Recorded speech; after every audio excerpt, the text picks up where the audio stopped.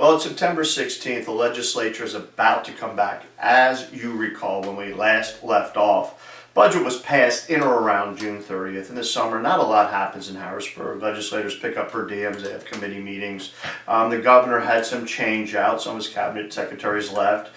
His acting secretary, Mr. Harner, is no longer there. So we have an acting secretary of education by the name of Carolyn Dumaresque. Unfortunately, that happened about the same time school started. And that's probably one of the biggest issues that's going to carry over into next year is school funding and pension. So although that is perhaps the issue of most paramount importance to Pennsylvanians, education and pension, sorry, no action I can see is going to occur this fall. What I see happening this fall is getting some kind of bill through on transportation. As you're probably aware, a lot of our bridges were derated over the summer, and one of the problems is by delaying a transportation bill, we lose another construction season. So what I look to see on the table as the legislature comes back from their summer break and as the governor launches his re-election campaign is perhaps getting transportation done. It really does need to be done. Also maybe tweaking some of the right to know requests. One of the problems we've had with the right to know requests, and folks may not be aware of this, is that 30% of the requests are coming from prison inmates. So we're trying to figure out a way where we can make sure that we address all the right to know requests,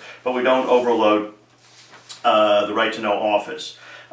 This is also the beginning of an election cycle, and although we have municipal elections on November 5th, we have the primaries in the spring for governor.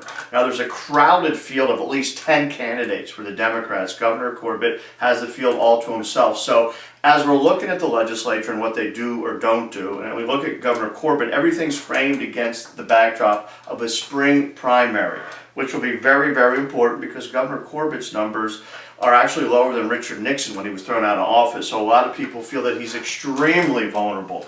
Also something you need to look towards the fall for, and not necessarily good things.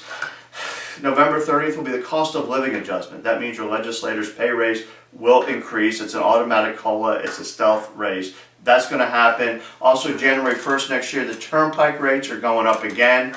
Perhaps the marquee race this year, November 5th, because I don't see a lot, again, happening in the legislature, maybe transportation, is whether or not we're going to retain Chief Justice Castille, who's 69, but he's going to be elected for 10 years. He's only going to be able to serve for 1 year. So please go to Rock the Capitol and look at our essentially our reasons for not supporting Justice Castille. This is a huge issue. We have 2 Supreme Court justices up. Again, this was just a brief review of what happened, actually didn't happen in the summer, what we think is going to happen in the fall, and stay tuned because, you know, politics are unpredictable, and actually we may be surprised when the legislature actually gets something done.